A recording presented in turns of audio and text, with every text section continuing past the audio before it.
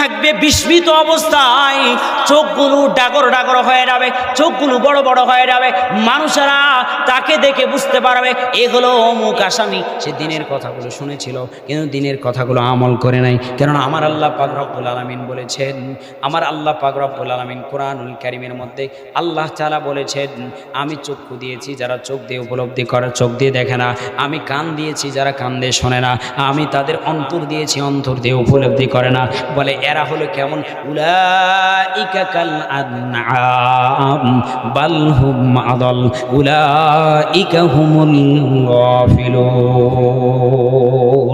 আমার আল্লাহ পাক রব্বুল আলামিন বলেন এরা হলো উলাইকা কাল আনআম, এরা হলো পশুর মতো, এরা হলো পশুর মতো। আল্লাহ পাক রব্বুল আলামিন বলে শুধু পশুর মতো হয়ে ক্ষান্ত নয়, এরা হলো পশুর চাইতে নিকৃষ্ট, খারাপ।